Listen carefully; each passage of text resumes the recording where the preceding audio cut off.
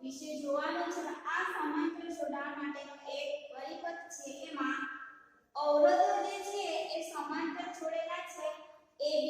અવરોધ R1, CD અવરોધ R2 અને EF અવરોધ R3 એ રીતે અલગ અલગ ત્રણ અવરોધો જોડેલા છે અને પરિપથના બે છેડાઓ પ્રથમ સામાન્ય બિંદુ X અને બીજું સામાન્ય બિંદુ Y આ રીતે આ પરિપથોને સમાંતરમાં જોડેલા છે અને એની સાથે એક બે છેડાઓ વચ્ચે વિદ્યુતસ્થિતિમાન તફાવત માટેનું વોલ્ટમીટર જોડેલું છે। આ છે એમીટર। અહીંયા કણને બંધ કરવામાં આવે તેમાંથી વિદ્યુત પ્રવાહ પસાર થતો હોય છે। તો આપણે જોઈએ કે સમાંતર જોડાણ એટલે શું કે બે કરતા વધારે અવરોધોને સામાન્ય બિંદુ X અને બીજું સામાન્ય બિંદુ Y ની વચ્ચે સમાંતરમાં જોડેલા હોય છે એને સમાંતર જોડાણ કહે છે। અને આમાં અવરોધો અલગ અલગ એ વિદ્યુત પ્રવાહ જે પસાર થાય છે એ પણ અલગ અલગ હોય છે। R1 જે છે એમાંથી વિદ્યુત પ્રવાહ પસાર થાય છે I1 અને R2 જે છે એમાંથી વિદ્યુત પ્રવાહ પસાર થાય છે I2। એ જ રીતે R3 અવરોધ જે છે એમાંથી વિદ્યુત પ્રવાહ R3 પસાર થતો હોય છે। વોલ્ટમીટરમાં વોલ્ટ બદલાતો નથી જ્યારે એ મીટરમાં વિદ્યુત પ્રવાહ પસાર થાય છે અને વિદ્યુત પ્રવાહ જે પસાર થાય છે એ અવરોધ પર આધાર રાખતો હોય છે। જેમ અવરોધ વધારે તેમ વિદ્યુત પ્રવાહનું વહન વધારે, જેમ અવરોધ ઓછો એ વિદ્યુત પ્રવાહનું વહન ઓછું। તો આપણે જોઈએ કે બે છેડા વચ્ચે વિદ્યુત સ્થિતિમાનનો તફાવત સમાન એટલે કે x અને y જે બે છેડાઓ છે એની વચ્ચે આ વિદ્યુત સ્થિતિમાનનો જે તફાવત છે એ સમાન હોય છે। તે જ રીતે ત્રણ અવરોધો R1, R2 અને R3 જે છે એ x અને y બિંદુ વચ્ચે જોડેલા છે। તો ત્રણેય અવરોધોમાંથી જે વિદ્યુત પ્રવાહ પસાર થાય છે I1, I2 અને I3 આ ત્રણેયનો જ્યારે સરવાળો કરવામાં આવે છે ત્યારે સમતુલ્ય વિદ્યુત પ્રવાહ I મળે છે। તો કુલ વિદ્યુત પ્રવાહ I હોય તો I બરાબર I1 વત્તા I2 વત્તા I3 જેને આપણે સમીકરણ 1 આપીએ। હવે આ જે છે સમાંતર જોડાણને ઓહમનો નિયમ જો લાગુ પાડવામાં આવે તો કે ઓહમનો નિયમ કહે છે કે બે છેડાઓ વચ્ચે વિદ્યુત સ્થિતિમાનનો તફાવત V હોય અને એમાંથી પસાર થતો વિદ્યુત પ્રવાહ I હોય તો તેને આપણે ઓહમનો નિયમ કહીએ છીએ। તો અહીંયા અલગ અલગ વિદ્યુત પ્રવાહ એટલે કે R1 નો ઓહમનો નિયમ લાગુ પાડતા આપણને આ સૂત્ર મળે છે। ઓહમના નિયમ અનુસાર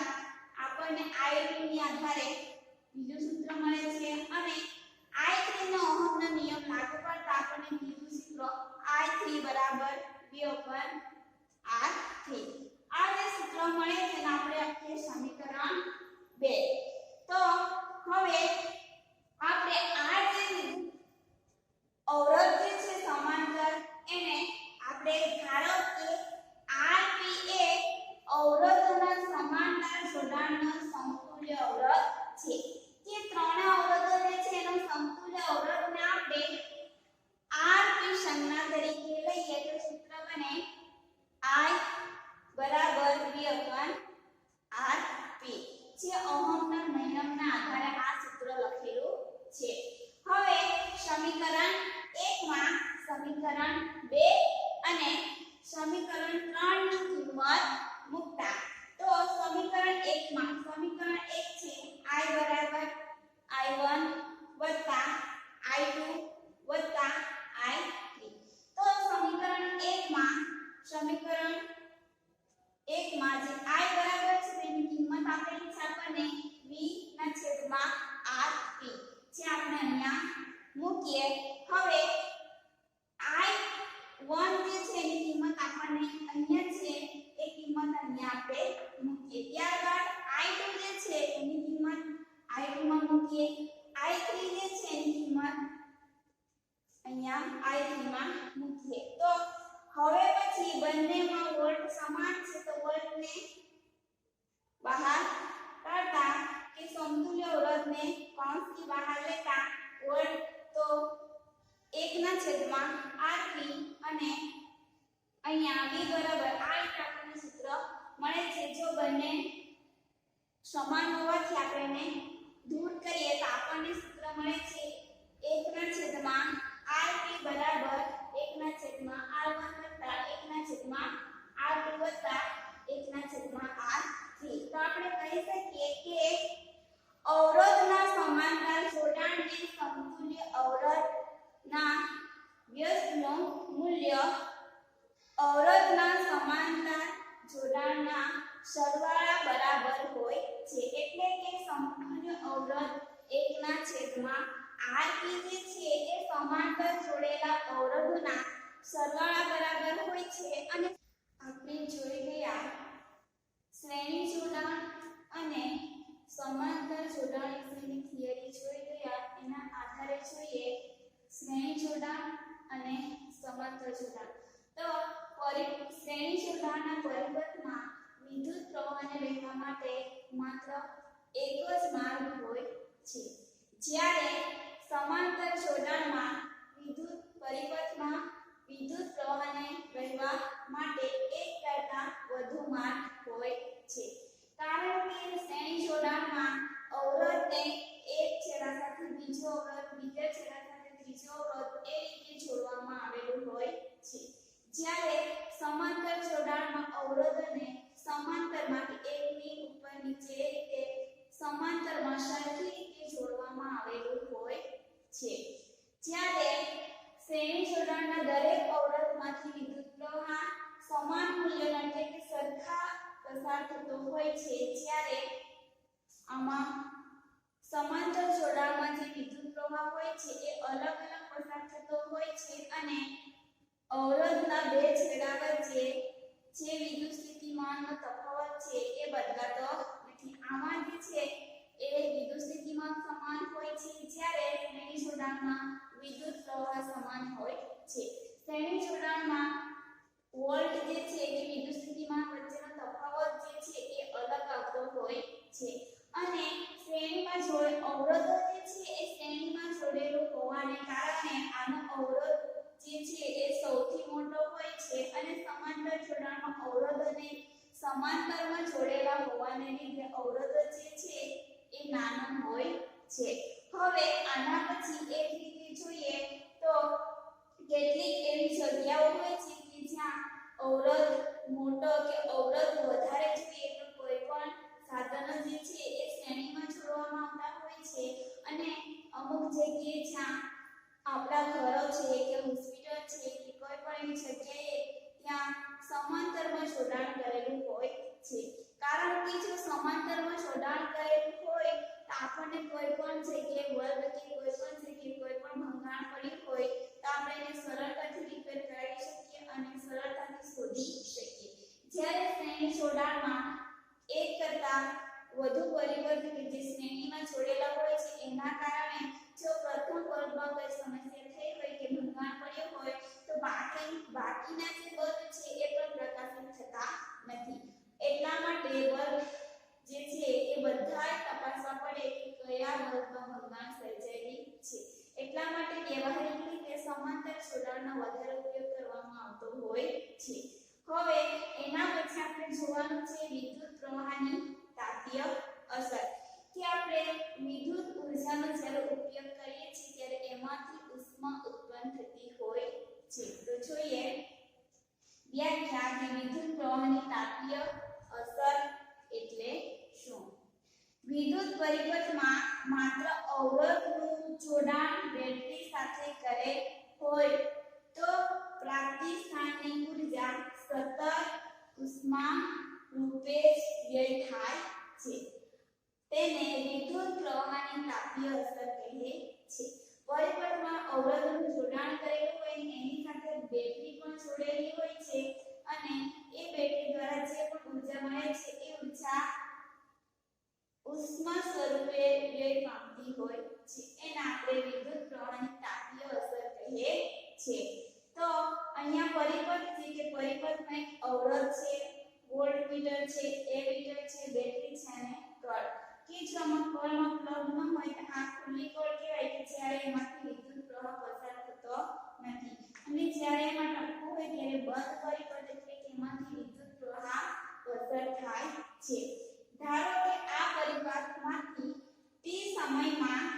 q જેટલો વિદ્યુતભાર પસાર થાય આપણે ધારીએ કે આ પરિપથમાંથી t સમયમાં q જેટલો વિદ્યુતભાર પસાર થાય છે જ્યારે આ પસાર થાય છે ત્યારે પરિપથમાં વિદ્યુત સ્થિતિમાન હેઠળ q વિદ્યુતભારને ગતિ કરાવવા માટે કરવું પડતું કાર્ય કે વિદ્યુત સ્થિતિમાનનો તફાવત v છે અને t સમયમાં q જેટલો વિદ્યુતભારને કાર્ય કરાવવું હોય તો આપણને કાર્ય મળે છે vq અને vq જ્યારે કાર્ય થાય છે તે સમયે t સમયમાં vq ઊર્જા પૂરી પાડવી પડે એટલે કે જ્યારે કાર્ય થાય છે ત્યારે આપણે vq ઊર્જા પૂરી પાડીએ છીએ તો એ જ રીતે આટલી ઊર્જા જ્યારે પૂરી પાડવામાં આવે છે તો પરિપથને કેટલો પાવર મળે છે એ આપણે શોધવાનું છે તો પરિપથને મળતો પાવરને p સંજ્ઞા વડે દર્શાવવામાં આવે છે તો એ જ રીતે કે ઓહમના નિયમને આધારે કે બે છેડા વચ્ચે વિદ્યુત સ્થિતિમાનનો તફાવત v હોય અને તેમાંથી પસાર થતો વિદ્યુત પ્રવાહ એના આધારે ઓહમનો નિયમ છે R બરાબર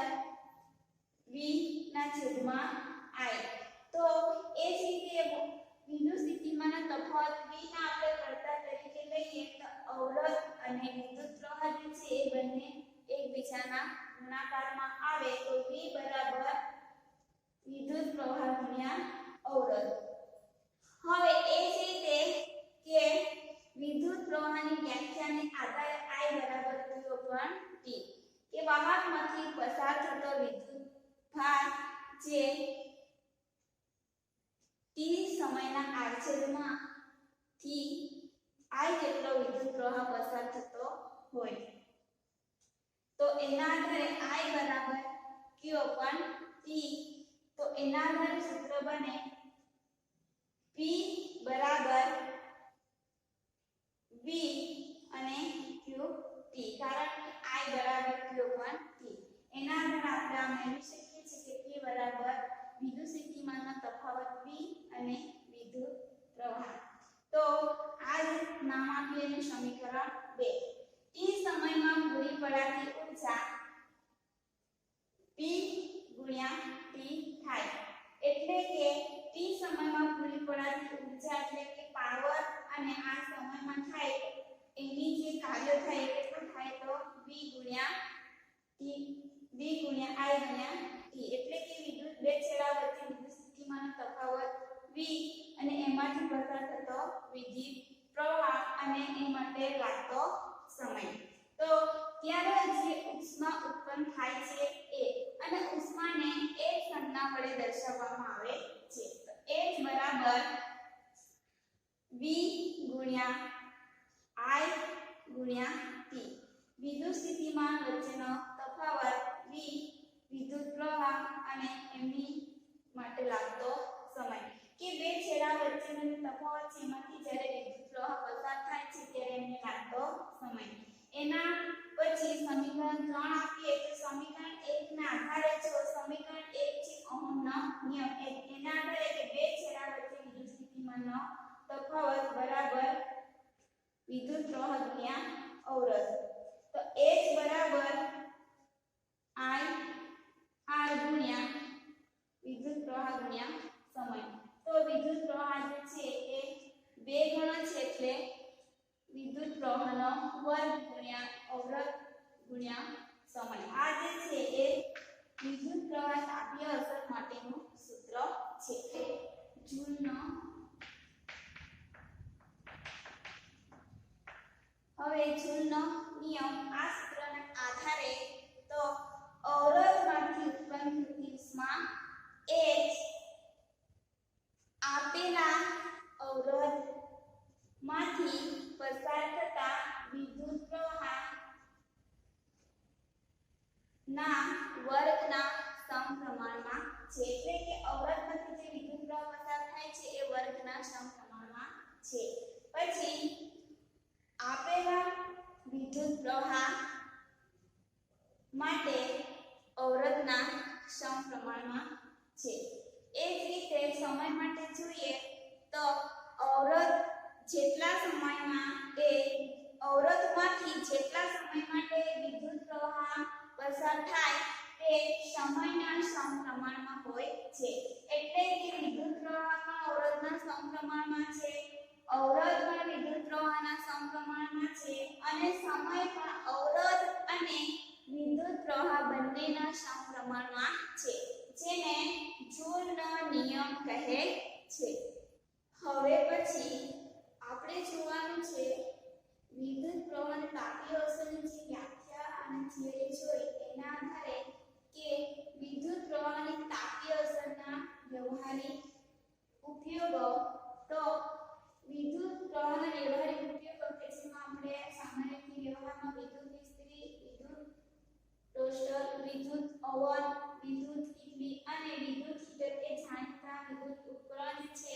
એનો આપણે ઉપયોગ કરતા હોય વિદ્યુત બલ્બ છે ફ્યુઝ છે એનો આપણે સામાન્ય રીતે ઉપયોગ કરતા હોઈએ છીએ જે આ જે વસ્તુઓ છે એ જૂલ ઉષ્મા પર કાર્ય કરે છે એટલે કે વિદ્યુત ઉર્જા જે ઉત્પન્ન થાય છે એની સાથે એમાં ઉષ્મા પણ ઉત્પન્ન થતી હોય છે તો એ જ રીતે કે વિદ્યુત બલ્બ જે છે એ બનાવવા માટે કે બલ્બની અંદર જે તાર હોય છે એ ફિલામેન્ટ તરીકે ઓળખાય છે એ તાર જે છે ફિલામેન્ટ બનાવવા માટે ટંગસ્ટન જેવી ધાતુ વપરાય છે કારણ કે એ ધાતુ જે છે એ મજબૂત છે અને એનું ગલન બિંદુ જે છે એ ઉચ્ચ છે એટલે કે એનું ગલન બિંદુ છે 3380 અંશ સેલ્સિયસ એટલા માટે ટંગસ્ટન બનાવવા ટંગસ્ટન જે છે એ વિદ્યુત બલ્બમાં ફિલામેન્ટ બનાવવા માટે વપરાય છે જે વચ્ચેનો જે તાર હોય છે એ બનાવવા માટે વપરાય છે એ જ રીતે એ બલ્બની અંદર કે જે આપણે વિદ્યુત બલ્બ જે છે એ વિદ્યુત ઉર્જા જે બલ્બમાં પસાર થાય છે ત્યારે એમાં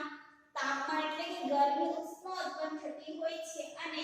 વિદ્યુત બલ્બ જે છે એ પ્રકાશ આપતો હોય છે એ જ રીતે એ બલ્બમાં નિષ્ક્રિય વાયુઓ એવા કે નાઇટ્રોજન અને આર્ગન વાયુ ભરવામાં આવે છે જે ફિલામેન્ટનો આયુષ્યમાં વધારો કરે છે એટલે કે જે બલ્બ જે છે લાંબા સમય સુધી પ્રકાશિત થઈ શકે અને લાંબા સમય સુધી બલ્બમાં કોઈ પણ પ્રકારનો ભંગાણ સર્જાય નહીં એ જ રીતે ફ્યુઝ કે આપણે સામાન્ય ઘરોમાં ફ્યુઝનો પણ ઉપયોગ કરતા હોઈએ છીએ એ ફ્યુઝ જે છે એ એલ્યુમિનિયમ લોખંડ કોપર કે લેડ જેવા મિશ્ર ધાતુઓમાંથી બનેલી હોય છે અને આ જે ધાતુઓ જે છે અલગ અલગ તાપમાને અલગ અલગ ગલન બિંદુ ધરાવતી હોય છે એ જ રીતે ફ્યુઝની ઉપરનું જે અવાહક આધાર જે છે એના પર બર્સ્ટિંગ કે બીજા અવાહક અન્ય પદાર્થનો બનેલો હોય છે અને એની વચ્ચે બે છેડા તારના જોડેલા હોય છે એ જ રીતે હવે પછી આપણે સામાન્ય રીતે કોઈ પણ વસ્તુનો ઉપયોગ કરીએ છીએ તો એમાં ફ્યુઝ જે છે એ સામાન્ય મહત્વનો ભાગ ભજવે છે કે આપણા ઘરોમાં અલગ અલગ પ્રકારના વિદ્યુતના સાધનો જે છે એનો આપણે સામાન્ય રીતે ઉપયોગ કરતા હોઈએ છીએ અને ફ્યુઝ એ મહત્વનો કે સુરક્ષાનું કાર્ય એ છે કે જો વિદ્યુત પ્રવાહમાં તાપમાનમાં કે વિદ્યુત પ્રવાહમાં જો વધારો થાય તો ફ્યુઝ જે છે તાર પીગળીને જે બીજા સાધનો જે છે એને સુરક્ષા એટલે રક્ષણ પૂરું પાડે છે ફ્યુઝ પીગળી જવાથી વિદ્યુત પ્રવાહ પસાર થતો નથી અને બીજા જે ઉપકરણ છે એમાં કોઈ પણ પ્રકારનો ભંગાણ સર્જાતો નથી એ જ રીતે ફ્યુઝ જે છે એ પણ અલગ અલગ વિદ્યુત પ્રવાહ એટલે અલગ અલગ એમ્પિયરનો વિદ્યુત પ્રવાહ પસાર કરતી હોય છે હવે એના પછી આપણે જોવાનું છે વિદ્યુત પાવર કે કાર્ય કરવાના દરને પાવર કહે છે કે ઉપકરણમાં જે જેટલા એમ્પિયરનો પ્રવાહ પસાર થાય એના આધારે એ કાર્ય કરતું હોય છે, જે ઊર્જાના વપરાશનો દર છે, કે જે પણ કાર્ય થાય છે એ ઊર્જાના વપરાશનો દર હોય છે. તો આપણે જે વિદ્યુત પ્રવાહની તાપીય અસરને જોઈ ગયા એ ટ્રાન્સ પાવર બરાબર વિદ્યુત સ્થિતિમાનના બે છેડા વચ્ચેનો વોલ્ટ અને એમાંથી પસાર થતો વિદ્યુત પ્રવાહ. અને આપણે ઓહમના નિયમના આધારે જોઈએ તો વોલ્ટ V બરાબર વિદ્યુત પ્રવાહ ગુણ્યા અવરોધ. એ જ રીતે આ ત્રણ સૂત્રો સામાન્ય રીતે વિદ્યુત પ્રવાહના નિયમના આધારે બનતા હોય છે. તો સમીકરણ 1 માં આપણે ઓહમના નિયમ લાગુ પાડીએ તો સૂત્ર મૂકીએ V બરાબર I R. તો એ જ રીતે I નો પ્રમાણ વધવાથી વિદ્યુત પ્રવાહનો વર્ગ ગુણ્યા અવરોધ. એ જ રીતે ફરીથી આપણે સમીકરણ 2 ને ઓહમના નિયમ લાગુ